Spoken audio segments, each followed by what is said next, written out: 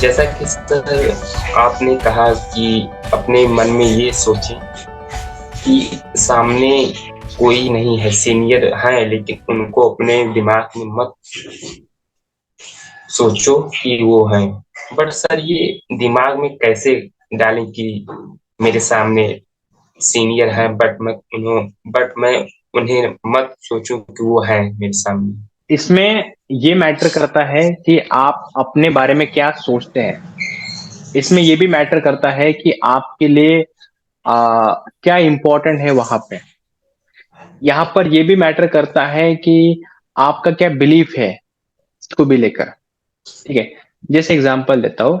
आपने कहा कि कैसे दिमाग से उस पर्सन को निकाले जब हम बात करें। तो सर। पहला पॉइंट ये आता है कि आप उस पर्सन के लिए क्यों बात कर रहे हैं। आपका क्या टारगेट है वहां पे। आप उसके सामने उसको दिमाग में क्यों रखते हैं। शायद आप कहेंगे कि क्योंकि उसने मुझे क्वेश्चन पूछा। ओके, बट नोटिस करना दोस्तों कि जब कोई आपको क्वेश्चन पूछता है तो कंट्रोल आपके हाथ में आ जाता है ना बात करने का।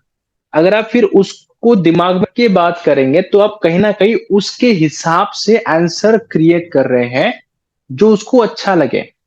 बट ये कैसे पता चलेगा कि उसको जो आंसर चाहिए वो एग्जैक्टली आप दे रहे हैं। वो पता चल सकता है जब आप ये आंसर खुद के लिए बात करें या आप खुद से सुने कि मैं क्या बात कर रहा हूं। समझ रहे हैं मेरी बात। तो मोस्ट ऑफ द टाइम जब हम लोगों को दिमाग से निकालने की बात करते हैं तो वहां पर उसको निकाल करके आप खुद को भी वहां पे डाल सकते हैं। ये एक्टिव लिसनिंग का नेक्स्ट लेवल हो सकता है कि लिसनिंग मतलब आप खुद के वर्ड को सुन रहे हैं। बट जो आप सुन रहे हैं उसके बाद आपको रियलाइज हो रहा है कि मैं एक्चुअली बात कर रहा हूं। बट यहां पर पॉइंट ये आ रहा है कि आप पहले से ही है जहां पर आप ये बोल रहे हैं कि नहीं, मैं अपने लिए बात कर रहा हूं। ये माइंडसेट कंसेप्ट है। मतलब जैसे अभी मैं आपसे बात कर रहा हूं ना, तो अगर मैं आपको दिमाग में रख के बात करूंगा तो वहां पर प्रॉब्लम ये होगा कि मैं फिर आपको दिमाग में रखूंगा, फिर मैं देखूंगा कि अरे आपको आंसर तो समझ में नहीं आ रहा क्या, फिर मैं अपना और एफर्ट लगाऊंगा। ऐसा करने से मैं अपना प्रेशर ज्यादा कर रहा हूं जिसमें मेरा एनर्जी ज्यादा जा रहा है, जिसमें मैं नेचुरली बात नहीं कर पा रहा हूं। कि आपको ये समझना पड़ेगा कि आपको अपने दिमाग में रहना है हमेशा।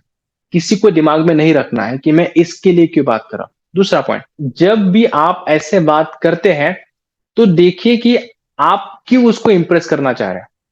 उससे आपको क्या मिलेगा।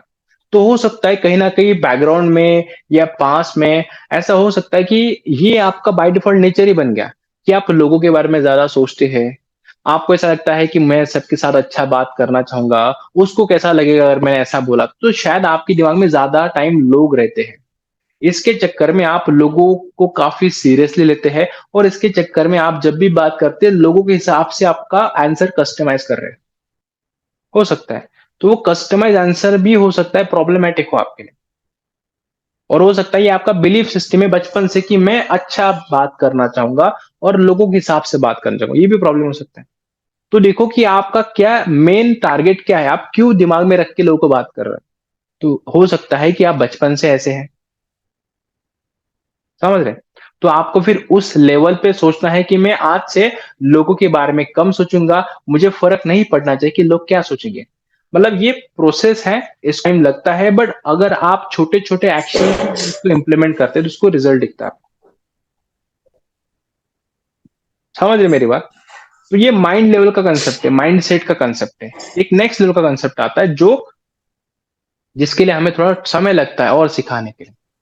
बट वो हम नॉर्मली अपने क्लब 5% में ज्यादा एक्सप्लेन करते हैं क्योंकि यहाँ पे क्या है, यहाँ पे हमारा टारगेट स्टैमरिंग ओवरकम करना है और एक इफेक्टिव स्पीकर बनाना है। वहां पे हमारा कंसेप्ट होता है माइंड लेवल का कंसेप्ट, जहां पर आपके दिमाग का भी बिलीफ सिस्टम चेंज करना होता है।